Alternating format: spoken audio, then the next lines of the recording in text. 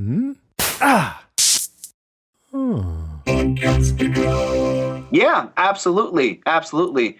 And yes, the friends that are still in my life, they're very supportive, right? I have friends that are not in my life, and they have told me directly or indirectly, man, you've changed, you know?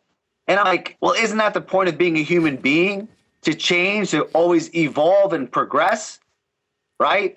Why would you want to be the same? Like, if I was the same person I was 10 years ago, I would consider myself a loser, you know? Podcast Junkies, episode 84. Rockin' it. Rockin' it. Okay, name that track. That's old school. And first person to name that sample, I'll send a t-shirt. This is Podcast Junkies. My name is Harry Duran. And every week we speak to fantastic, energetic, enthusiastic, fun podcasters who are doing a kick-ass job with their show, whose energy and enthusiasm just make me want to talk to them for hours. And I invite them on the show so you can find out who they are, so you can discover new podcasts, and so you can get a peek behind the microphone, so to speak, of how these people live their lives and why they podcast. We don't always talk about podcasting. Sometimes we talk about life and vinyl records and ice cream and all sorts of fun things. You just never know what's going to happen with Podcast Junkies.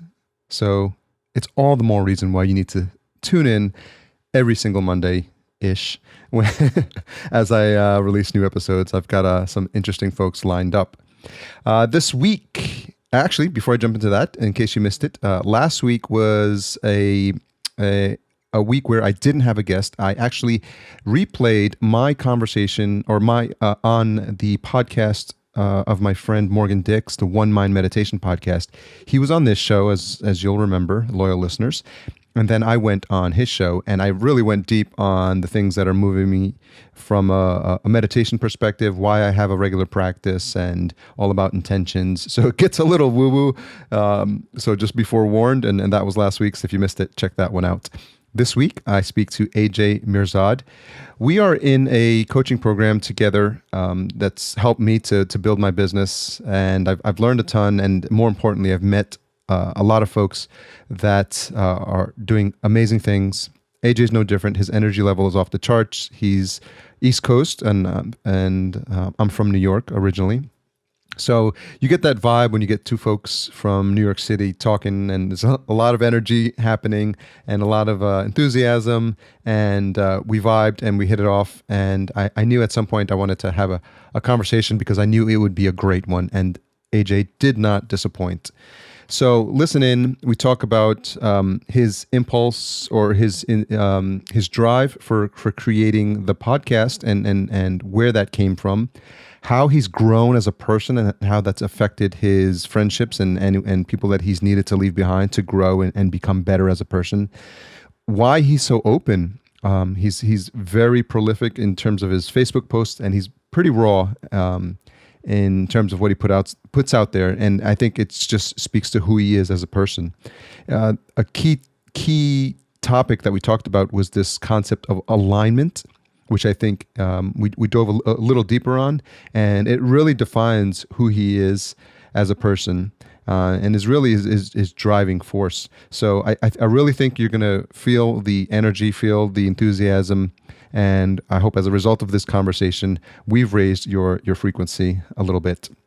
Stay tuned to the end of the show where I talk about the promo I have with our great sponsor, Fancy Hands, and how you can get 5 free tasks from Fancy Hands just by doing one easy task. But we'll talk about that at the end of the episode, as well as the retention hashtag. Loyal listeners know to listen out for that.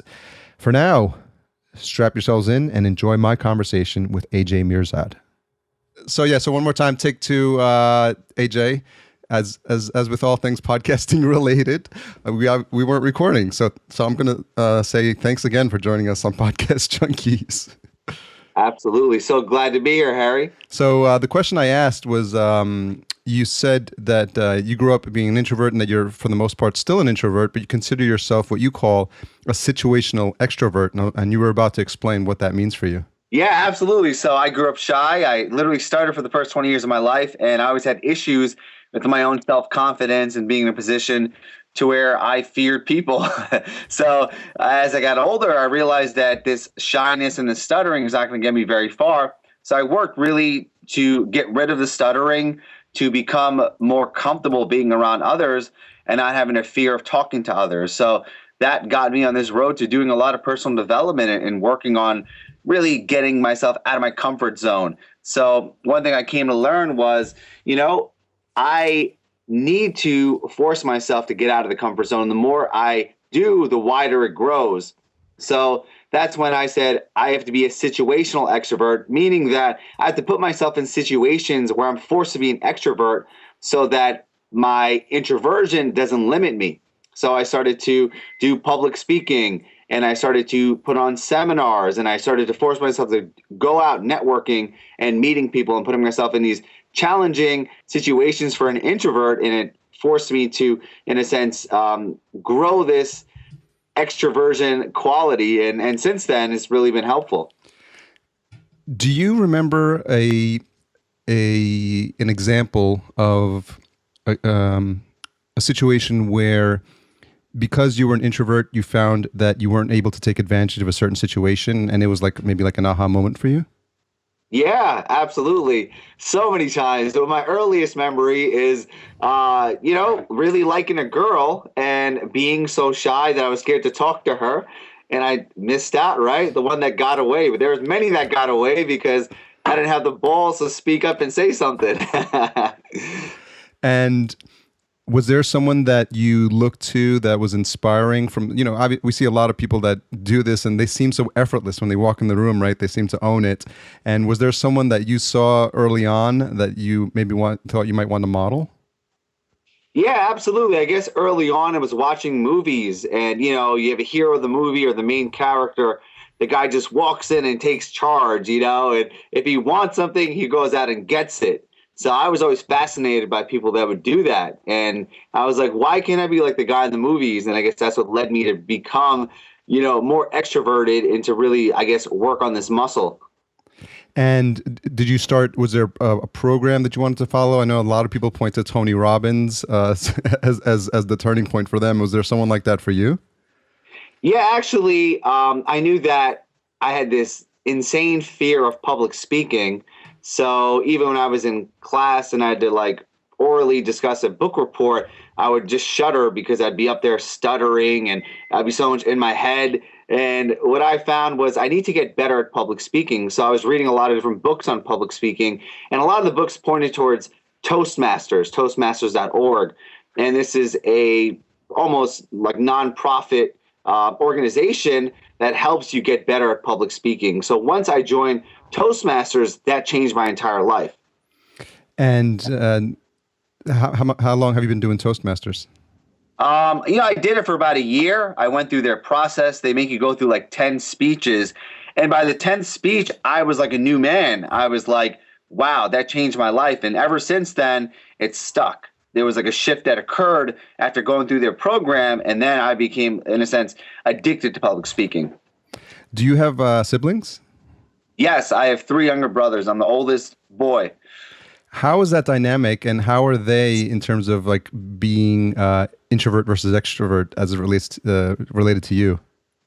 Yeah, I come to think of it, I'm the only introvert, and my younger brothers are more extroverted. They enjoy being around company. And, I guess a great book is Quiet by Susan Cain. And the definition to know if you're an introvert and an extrovert is that an introvert charges their batteries by being alone. An extrovert charges their batteries by being around people. And I noticed my brothers always want to be around people while I would be locked up in my room, reading or on the computer. So that's when I knew aha, there's a difference. Is what nationality are you? I'm Persian. Persian. So I from what I understand, and a couple of Persian friends that I have or that I've hung out with, they seem to be an extroverted culture, aren't they? Absolutely. I mean, I think that the general population is 7.5 billion people on this earth. There are a lot more extroverts than introverts. Absolutely. And so was that something that was interesting, an interesting dynamic in your family growing up, that you come from a Persian culture where there's a lot of like family events and, just I'm Latino, so there's a bit of that as well. We like having big parties and we like gatherings and stuff like that. So it seemed like that was for you was not something that you slid right into, even though it might have been part of your family. Yeah, absolutely. I know that I hated family events, and, as a culture, you got to be in front of people and talking to them and schmoozing. But I avoided them like the plague. And till this day, I'm not going to lie, I avoid them. I don't go to too many family events and they get pissed at me. I always come up with the excuse. It's great to have a business and the business, I got to travel. I got to do this, got to do that. But yeah, to be quite honest, I prefer not to go. But you're forced to, right? It's your family. You got to show up. Of course, I mean, I end up going and I fake until I make it. But if I had a choice, I would not want to go.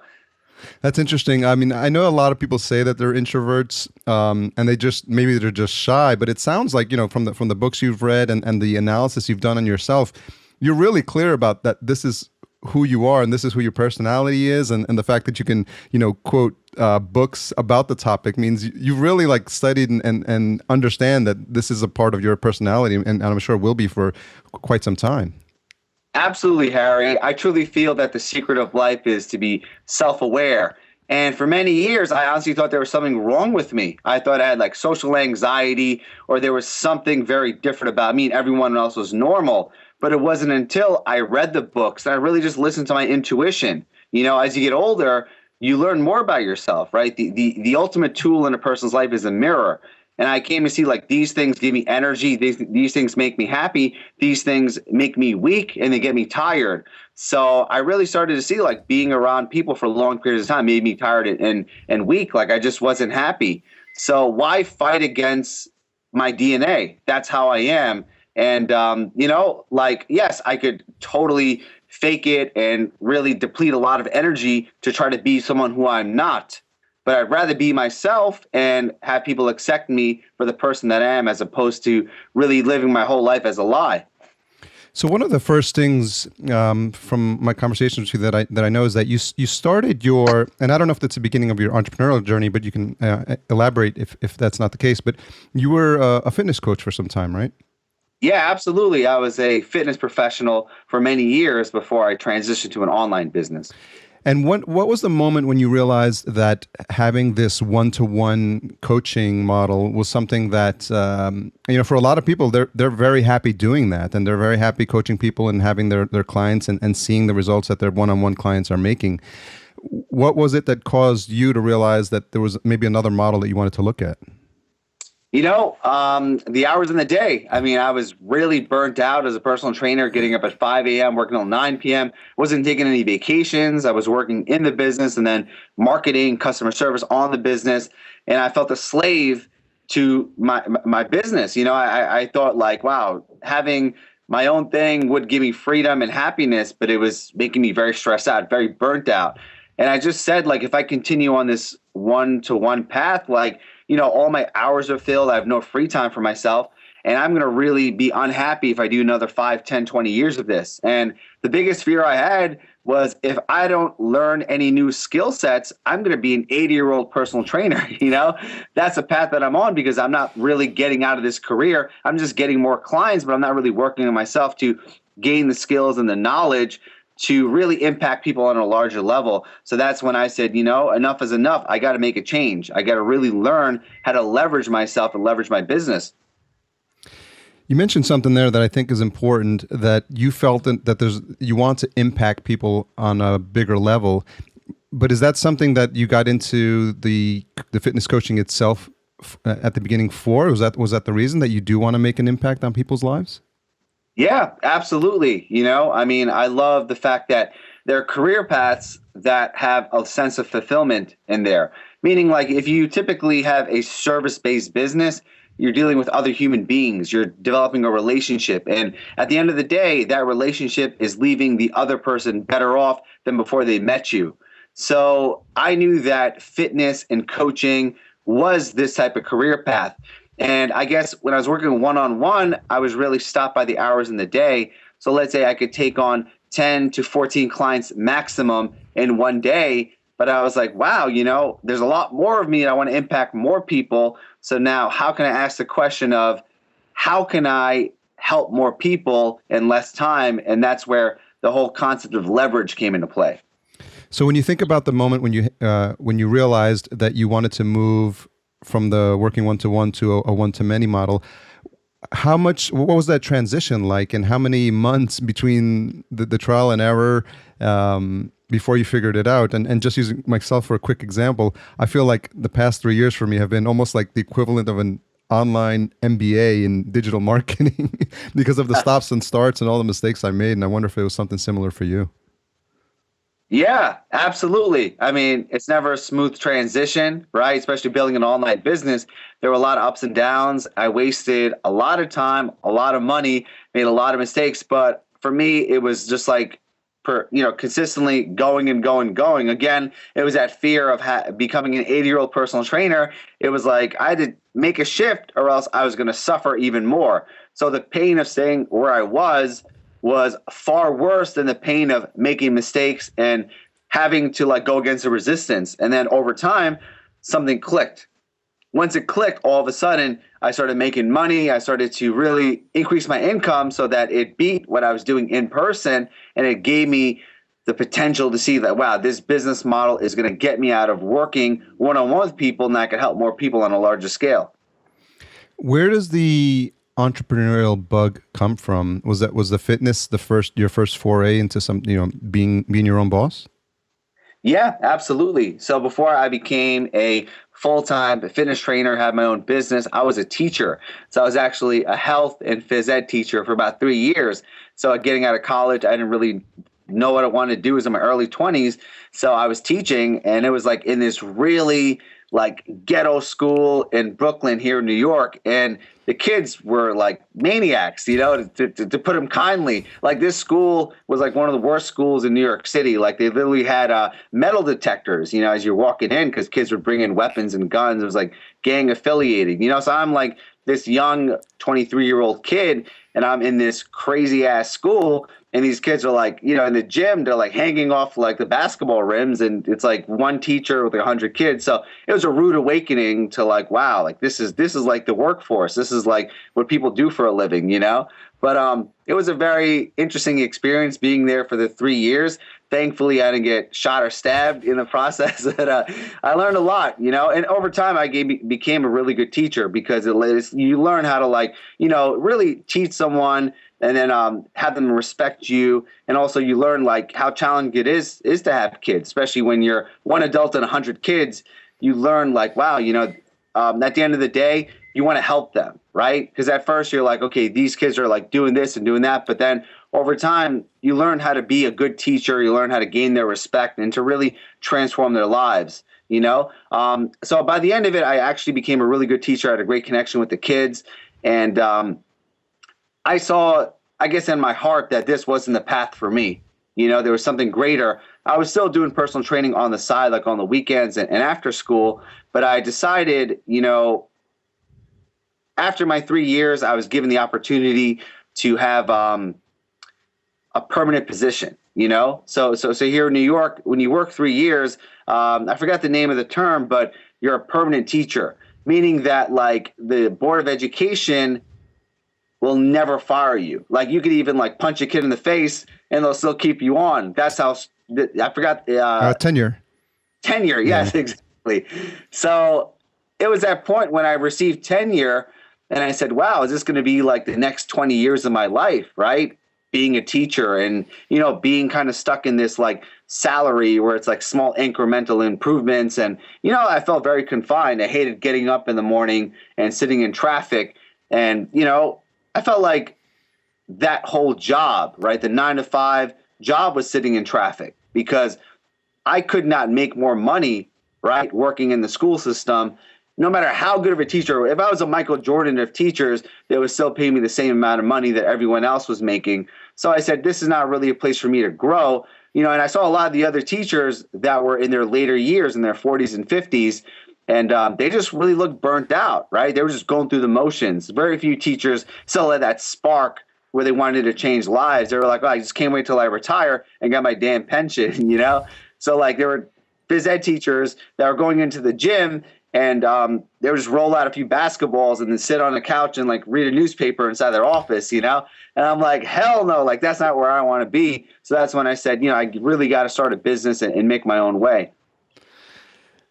What's interesting, because I think if you look at the arc of, you know, where you've gone, you started as a teacher. So this means from the get-go, you really wanted to help people. And I think, you know, now you've just changed the vehicle.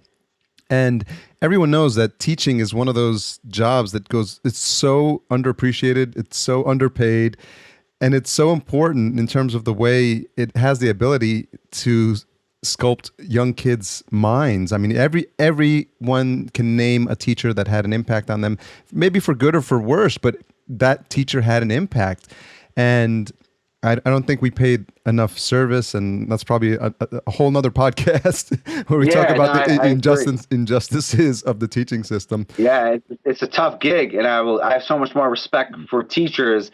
After doing it for 3 years, I mean, wow, you know, teachers that do it for 20, 30 years, I have so much respect for them because, I mean, it's a very tough gig and you're very underpaid. So, you know, God bless them, definitely.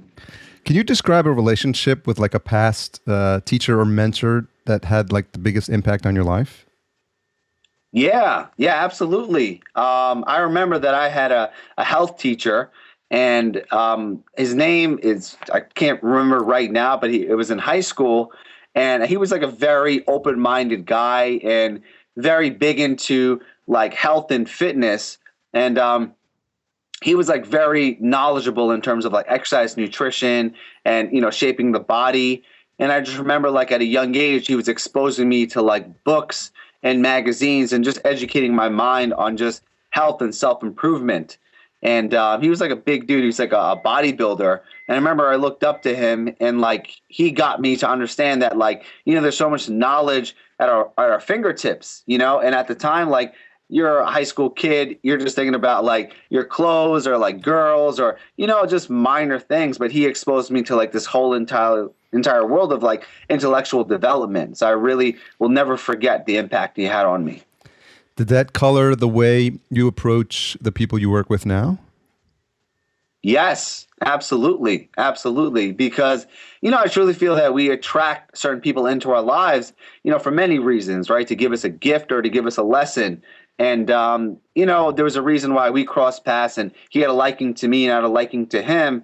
And I realized that that's the type of person I am. I'm very big on, you know, whatever it takes in life that I want to accomplish, I'm going to learn how to do it, and I'm going to take the action, you know? So I found that even my students that are in my program, they are more along the lines of the same way. You know, they're more the type of people that are very like self-starters. They're action takers. They're big on personal development.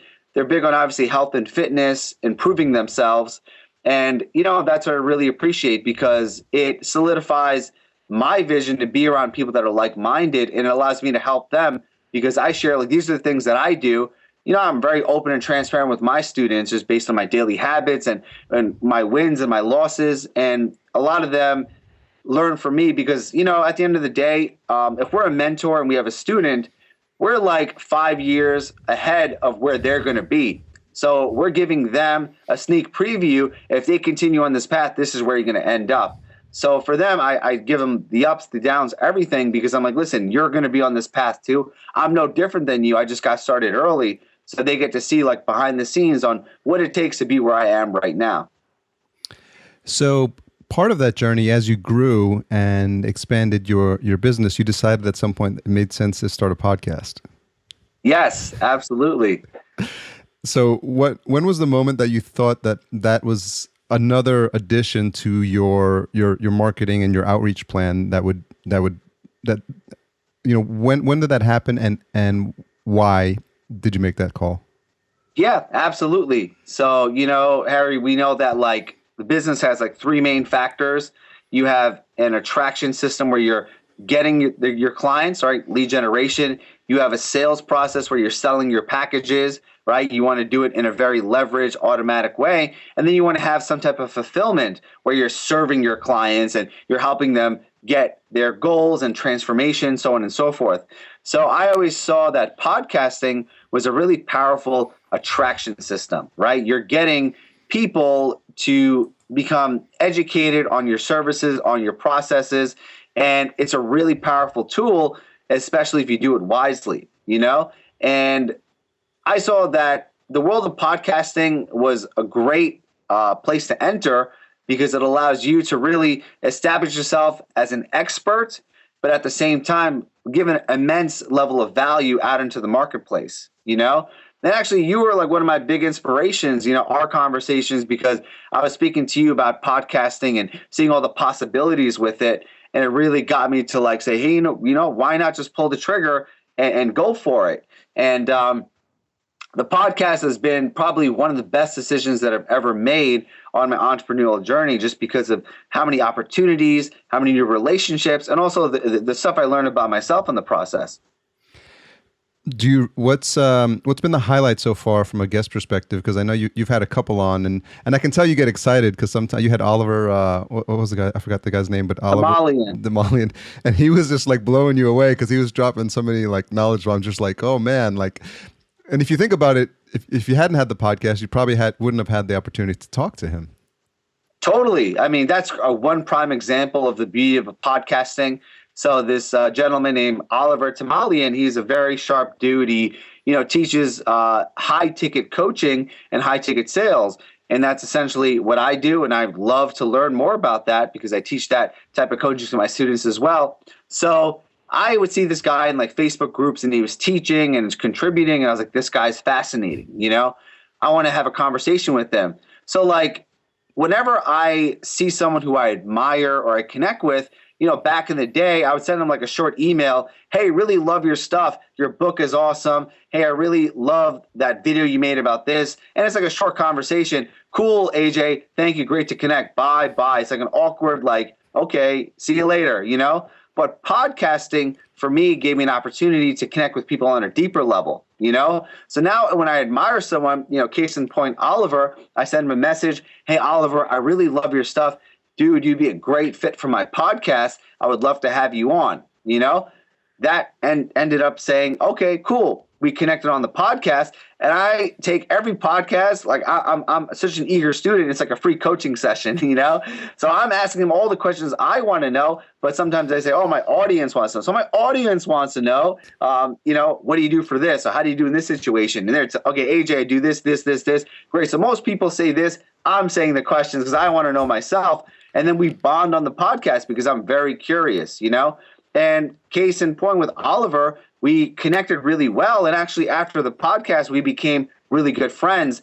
3 weeks after I had him on the podcast, he invited me to come and speak at his event. So he had this like $10,000 5-day mastermind at this beautiful mansion in Dallas, Texas. And I was one of the speakers there. I got to attend. I created a whole bunch of new friendships and really awesome people at the event. And I was like, wow, all I did was ask him to speak, and a month later, I'm speaking at his event, So I'm like, this is the power of podcasting, The ROI I've gotten on the podcast goes way beyond money, way beyond happiness and relationships. It's a gift that keeps on giving. That's a fantastic story, and I think it's inspirational for people that are listening, that are thinking about it and wondering. I think you really have to have a clear mindset about what it is that you want to get out of it, and not look at it as a strict one-to-one ROI is like, oh, if I do 10 episodes, then eventually I'll get a sponsor and then I could pay for the podcast. I think a lot of times people are short-sighted and they don't think about this almost like octopus effect of like, the way a one person can lead to another conversation can open another door. And you just listed a prime example of that. And I've had that same experience with my show. Things that I never would have thought could have happened, or connections that could have happened as a result of the podcast. And it's sometimes I'm wondering if you think about how you've grown yourself as a podcaster from when you first started, if you could talk a little bit about that. Yeah, absolutely. I was terrible when I first started. I was really to the point where I just set a goal of starting a podcast. And I didn't even have a podcast, but I would tell people I did. So I just reached out to like 5 heroes that I admired in the industry. And I said, you know what? I love your stuff and I would love to have you on my podcast. Cool. You have a podcast? I didn't know that. I'm like, yeah, I would love to have you as a guest. And I didn't have anything, it was just like totally making it up. I lied to them. Right. So what did I do? I didn't know, I didn't understand the technology or what. I downloaded this really ghetto call recorder on my phone and I would just record the phone calls. If you listen to my early podcast, the quality is horrible. It's just a recorded phone call, but I didn't just jump right in. And after those 5 episodes of those 5 key people, next thing I knew, I had a podcast. And then I would get people, I think you were one of them. You're like, man, you have a great show, but you got to step up your quality. I'm like, yeah, you're right, Harry. It definitely sucks. So that's when I started to invest in the equipment and the materials, so on and so forth. But to say I started off with everything perfect, hell no. It was literally just recording phone calls. And that led me to accumulate episodes. And then I, had a little editing where basically I'd added an intro and an outro. And I just started to build out the pieces slowly and surely. And now, obviously, my podcast is a lot more sophisticated and the technology is up to par. And I have a lot of guests on there. So I have a lot more momentum. But just getting started, it was like ready, fire, aim, just like that. Yeah, that's so important. And a lot of people wait for the opportunity to take perfect action. And I think, our mutual coach, Taki, talks about it all the time. Done is always better than perfect. And I think too many people think too hard and too long about everything the stars being in alignment and making sure, you have the perfect guest. And like you said, you were asking for people. I did the same thing with this podcast. I asked for people to come on and, I said, can you be the first guest on my podcast? And I didn't even have it. But I think if, you knew you were going to start one, so it's maybe a white lie, but you knew that you had, someone's got to be guest number 1, right?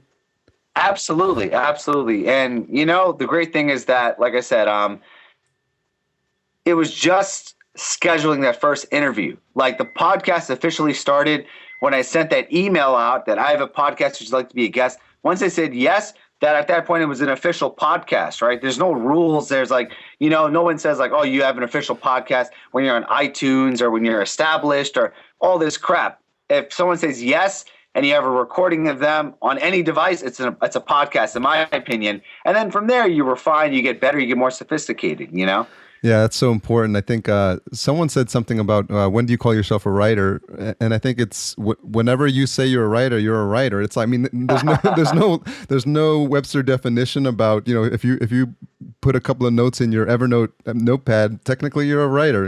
I think people get too hung up on the terms and what's official and what's not, and it prevents them from taking action.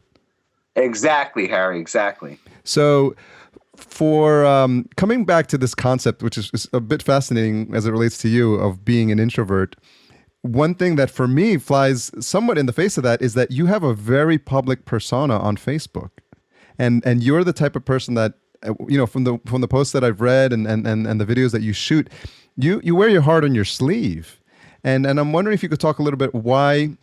If that was always the case and you had another form for doing that, or is that something you've been doing since you've been on Facebook?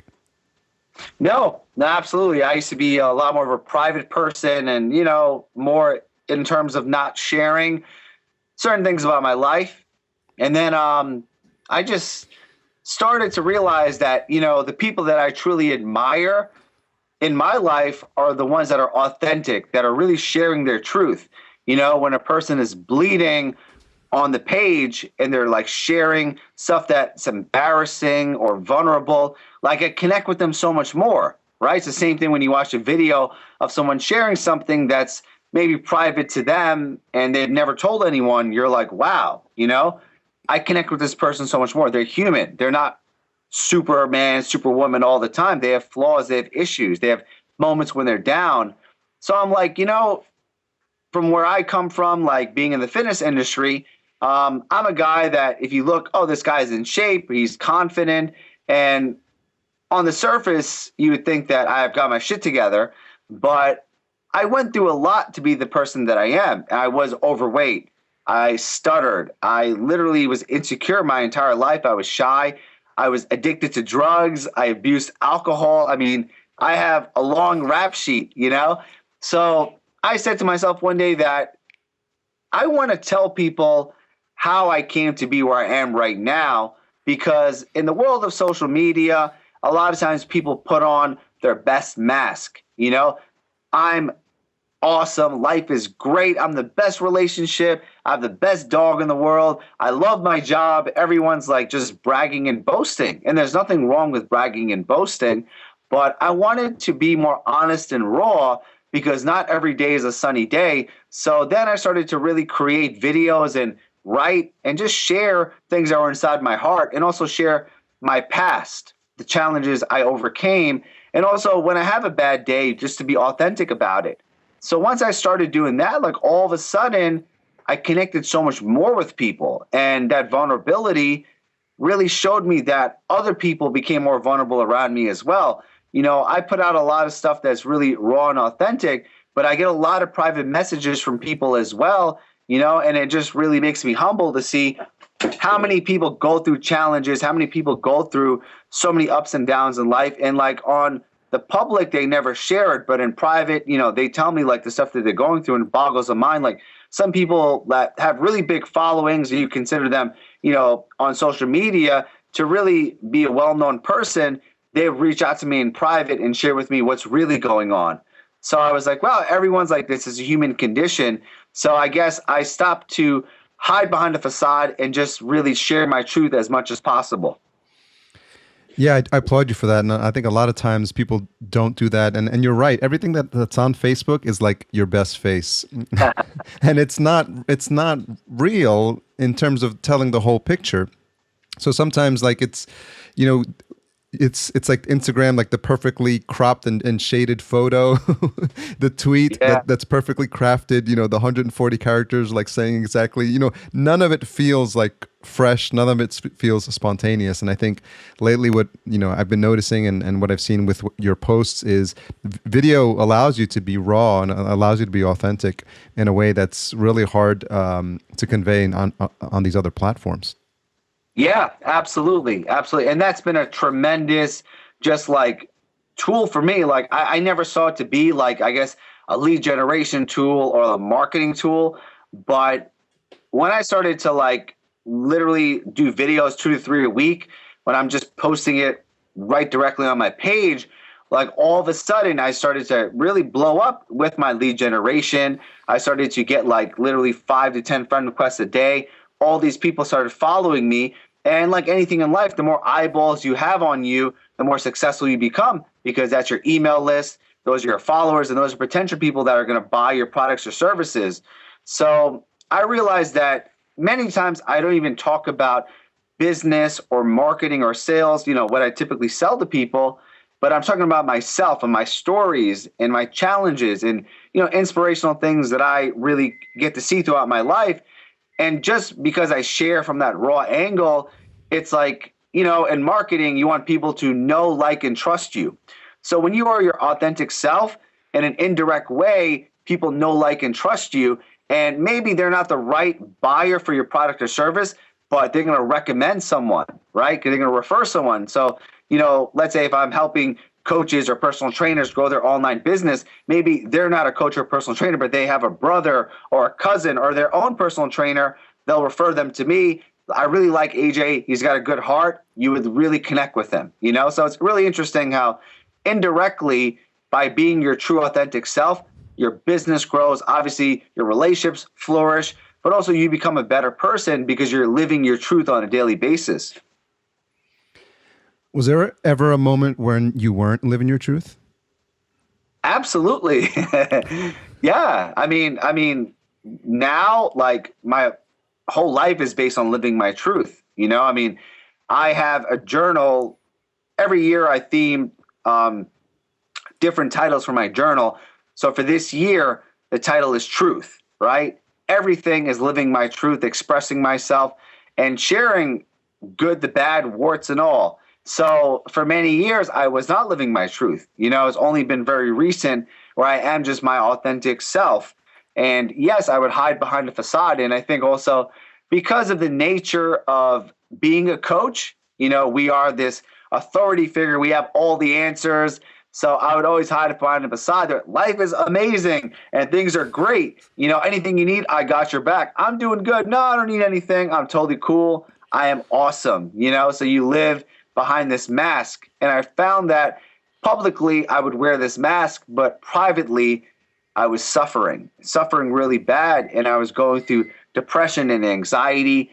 And because there was this battle between my public persona and my private persona, it would really affect me, right? And I remember for many years, I would struggle with my business. I would struggle with my happiness. I was having crappy relationships. Financially, I was doing okay, but it was going up and down, right? And I realized I was not in alignment, because I would portray this person who I was not, but then behind the scenes, I was complete opposite. And it wasn't until I started to express my truth, live my truth, and really be the person I am behind the scenes in public, that's when I became aligned. And I feel like when you become aligned to your true self, you become very attractive and magnetic, right? Not even from you could say from a spiritual point of view, but even from a scientific point of view, because I'm speaking from the heart. I'm speaking with authority and certainty, and I'm fully honest. And people could feel that, right? People want to buy from people. People want to be around people. People want to date people that are confident and they're certain and they're authentic. They're them true selves, right? You look at the most ancient book, you find what is the secret of life? And it says 3 words: know thyself, right? Yep. If you just practice that and you're true to yourself, you're true to your feelings, your emotions, right? Your flaws, and you share that with people, you get to connect with people on a way unlike any other way possible. That's powerful stuff. Yeah, and that's definitely something that I always look to improve in terms of how I live my life. What's interesting when we do this, AJ, and maybe you can relate to this, we grew up and we have our friends, our boys, right, that know us, and we had our parties and we had our blasts with them back in the days. So Yes. I'm wondering if there's been relationships that you've grown out of because you're now AJ, the new version of AJ 2.0, 3.0, whatever version you're on right now. But I'm wondering if you could talk a little bit about how that's happened and the importance of maybe developing new friendships and new partnerships with people that are more in alignment. Absolutely, Harry. All right. So the wise philosopher Jim Rohn says you are the sum average of the 5 closest people in your life. That's your health, your wealth, your relationships, and success, right? And that's something we've all known if you studied any type of business or personal development. But even in the animal kingdom, they have a theory that is called the 5 chimps theory, that even if you look at our closest ancestors, chimpanzees, every 5 chimpanzees are the average of the chimps around them. So in their strength, in their well-being, and their longevity, it's amazing, right? So every single living thing on this planet is the 5 things it hangs the most time with. So I came to see that, wow, if I want to live an extraordinary life, I got to be around extraordinary people. And yes, I will admit it's very difficult to realize that your friends are negative or they're very limiting or they just bring you down, But at the end of the day, you got to think about your own personal happiness, right? And I have a simple test. If you're around someone and they lift you up, you want to pull them close. If they bring you down, you want to push them away. So I started to really go throughout my life and go into my friendships, my partnerships, my relationships, and just look at who are the people that bring me up, that make me feel amazing, that I just love being around. They push me to be the best version of myself. I want to hold them close. I want to get closer to them. But the people that always, talk shit about others, or they're negative, or they're just very pessimistic, I want to avoid them like the plague, because the more I'm around them, the more toxicity seeps into my own mind. Yeah, that's so powerful. And I think a lot of times people have this romanticized notion of, if they're your old time friends, then they're supposed to be with you forever. And they don't really take stock. And I think it's something you need to do. People take stock of their growth, personally or physically, like every couple of years, and they write their New Year's resolutions. I think the one aspect where people don't do that is in their relationships. And I think a previous guest I talked to, Evo Terra, talked about he prunes his friendships, which I thought was pretty apropos, and I think it's something that people need to keep in mind if they really want to grow and they want to take themselves to a different level than where they are now. Exactly, right? And that's the thing, like look at the areas in your life. If you look at your health, your wealth, your relationships, your success, you can look at your bank account and then look at 5 of your friends, literally find out what their average bank account is, and you're going to be that number, right? Prime right in the middle. So it's like saying if you're really lacking money and you're in a place of financial challenges, you got to start hanging around new people that are going to create a new standard for you and make you rise up to that new standard. Do you have old friends that are still with you now that have seen this transformation in you and have commented on that? Yeah, absolutely. Absolutely. And yes, the friends that are still in my life, they're very supportive, right? I have friends that are not in my life, and they have told me directly or indirectly, man, you've changed, And I'm like, well, isn't that the point of being a human being? To change, to always evolve and progress, right? Why would you want to be the same? Like, if I was the same person I was 10 years ago, I'll consider myself a loser, If I was still making the same money, if I still had the same worries, the same thoughts, if I was still living in the same environment, then I've not progressed. So if you're going to change, you want to be around people that are also changing and evolving with you, right? So they can enjoy the ride together. Because if someone refuses to change, they want to stay the same, but you're evolving and you're getting better, then there's going to be a disconnect, right? Yeah. So that's why you have to make that very difficult decision, because if people aren't supporting you, then they're holding you back. Yeah, definitely words of wisdom. And it's one of those things you just can't hear enough of. And I think when you experience it and you have moments where you meet people that are part of this new circle and you see that the way that they think, right? We did it, by joining this group, this mastermind that we're in, because I needed to be around people that are 6-figure, 7-figure earners, because that mindset, AJ, of people who think like that is completely different. Like the books they read, the events they go to, the conversations they have. I never want to be the smartest person in the room.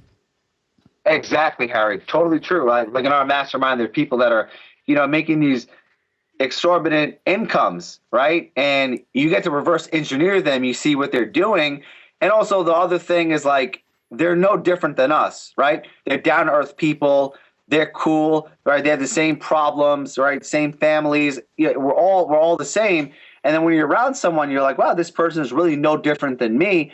If they can do it, so can I, right? Because sometimes when we're far removed from very successful people, right, if they're not in your inner circle, then you could think that they've gotten lucky or you make excuses. But when you see that they're just a regular dude or dudette, you're like, wow, why not me? So you challenge yourself and you break through a lot of limitations because you realize that you could do the exact same thing that they can.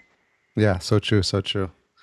Fascinating. I mean, I'm really enjoying this conversation. I feel like the energy level is pretty high, and I love vibing with people who I'm always about increasing the my frequency, just raising the energy level, because I think if we do that and we do that in the conversation, I think it just lifts us both higher. So I appreciate you being so open so far with everything. And you've talked about your journey, and I think the fact that you continue to be open with your posts on Facebook just shows that ain't nothing gonna be changing for you in the short term. Yeah, no, thank you, Harry. I really appreciate it. It's just a constant journey. I'm no better than anyone. It just took me years and years of trial and error. I had a lot of pain and a lot of challenges to be the person I am today.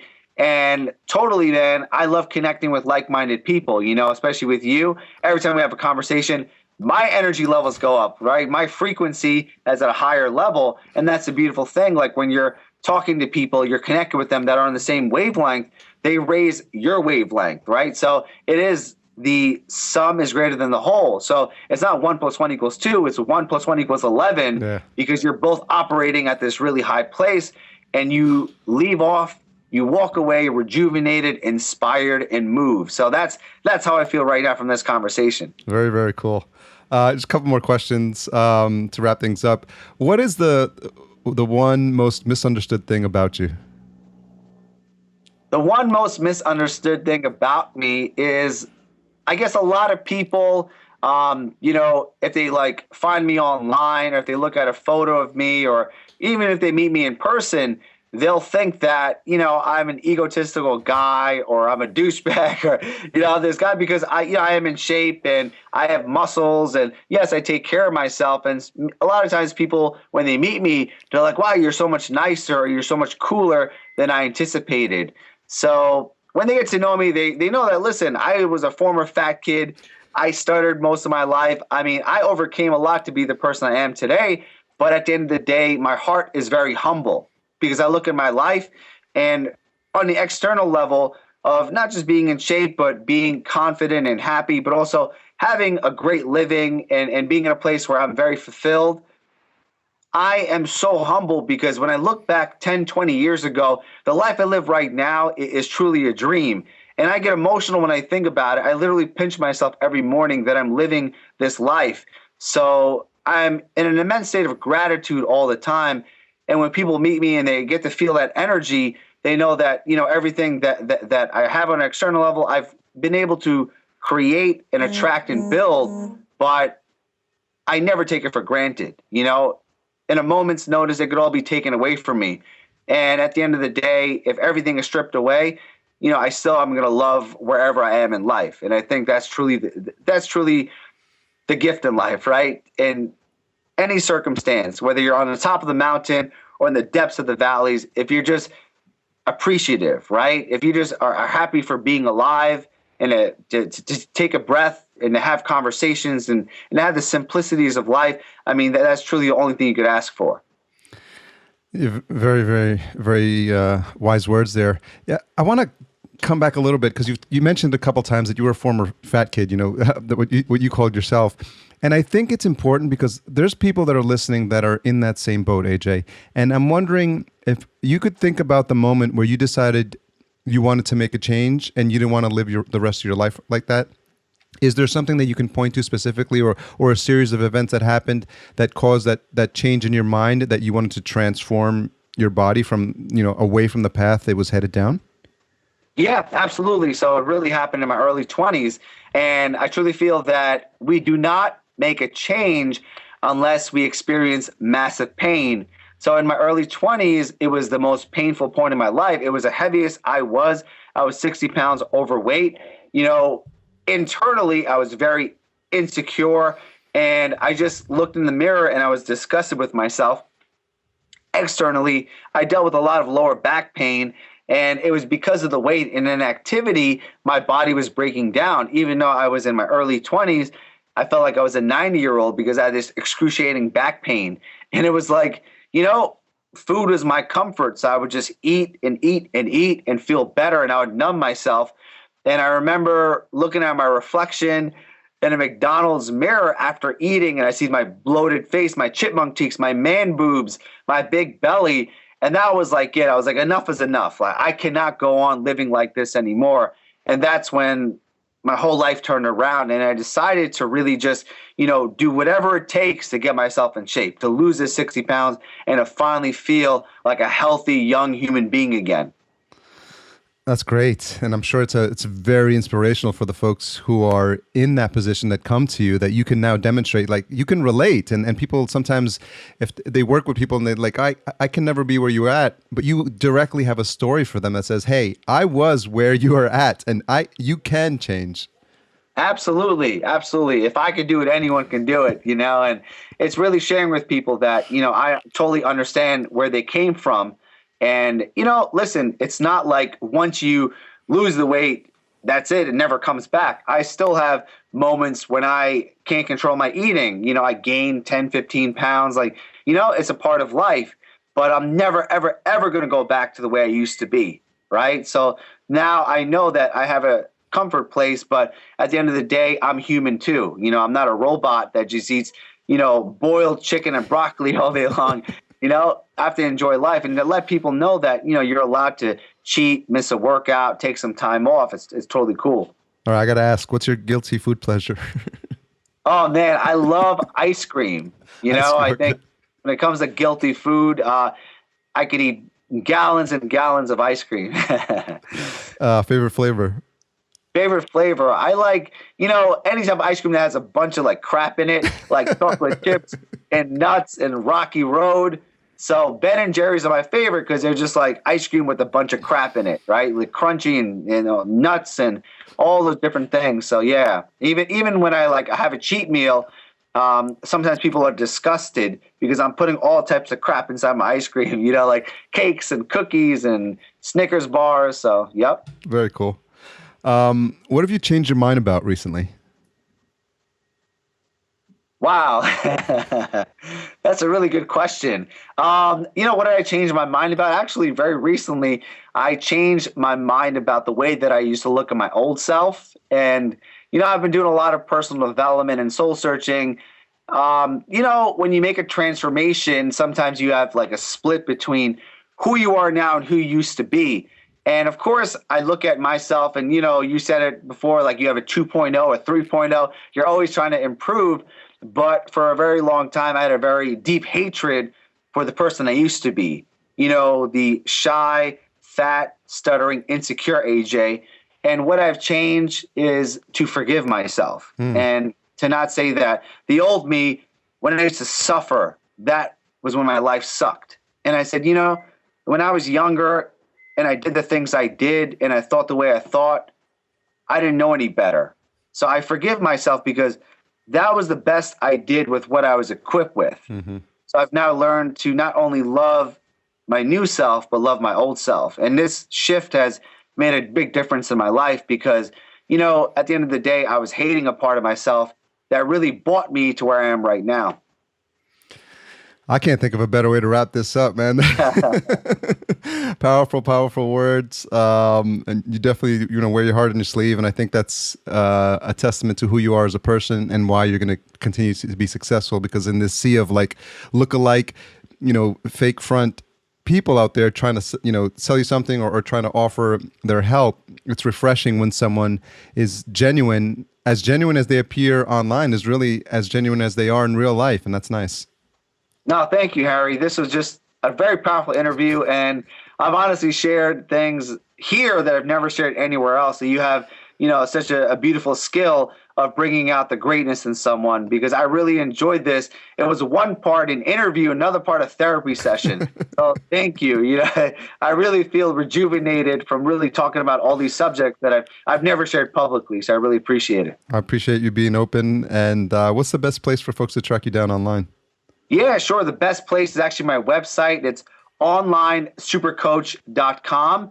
And if you want a book, I actually have a book about how I started my online business, how I scaled everything up. And to get the book, it's really simple. You text the word amazing to 33444, right? Simple word amazing, 33444. And just like Harry said, I'm very active on Facebook. So just search on Facebook. It's Facebook.com/AJ Fit, AJ FIT, and you'll find me. And I'll be sharing my videos, my stories, and all the embarrassing stuff that happens in my life. So yeah, I'd love to connect. Very cool. Thanks for your time. Hey, thank you, Harry. I appreciate this. So how about that interview? How about that conversation? How about the energy level? Fantastic, right? All conversations with people should be like that. It should be so much fun to talk to people that you vibe with. And it's just a reminder of why I do the show, of the types of conversations that I want to have specifically here at that level. And it's my commitment to you, the listener, that I'm going to continue to work towards having those types of people on the show. The types of conversations that can put a smile on your face. So thanks again for listening. I really hope you enjoyed it. Give us some feedback. We'd love to hear it. I want to thank AJ for being so open and honest and coming on the show. And I hope you really got one or two nuggets of wisdom from that conversation. I think there's a lot there. If you're not sure, then go back and listen to it again because there's really stuff that you can take away and use in your life right away. So Podcast Junkies is a part of Podcastica. And if you heard me talk about Podcastica before, then you'll know that there's a fantastic group of shows, a family of shows that are growing there. We continue to add to the family, and we're now up to 10 shows. In case you're new to Podcast Junkies and haven't heard about Podcastica, it's Walking Dead Cast, Under the Comic Covers, this show, of course, Radio Film School, Once Upon a Podcast, Game of Microphones, Sci-Fi Movie Podcast, The One Mind Podcast, Evil Dead Cast, and The Podcast Producers.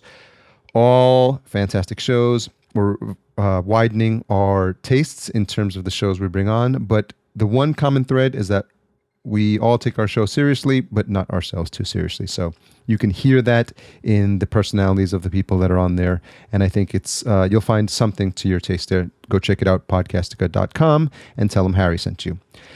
Music, intro and outro music, Cedar and Soil. Check them out at cedarsoil.com.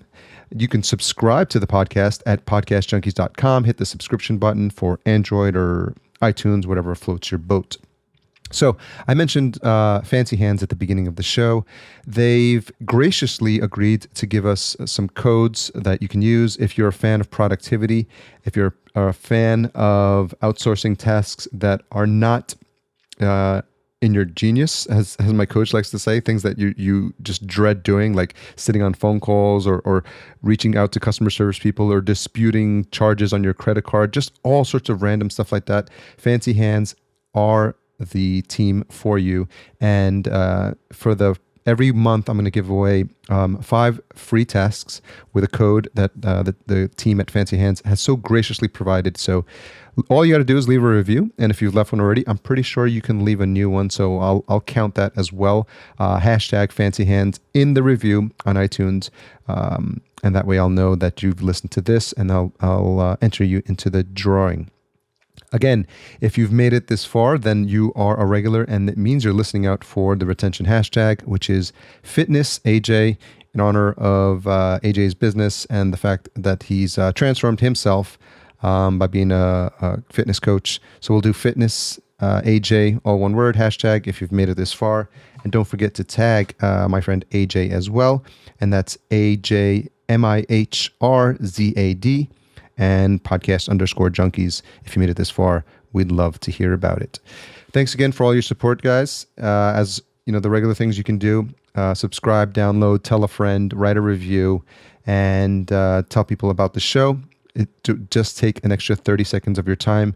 I hope you're having a fantastic week. I hope you're going to have another fantastic upcoming week. I love you guys, and my energy level is really high after this one, and it must be because of that fantastic conversation I just had. So hopefully you should go out and have a fantastic conversation at that level with someone that you love or someone who you want to develop a new relationship with and take it to another level. That's my parting words of wisdom. Take care.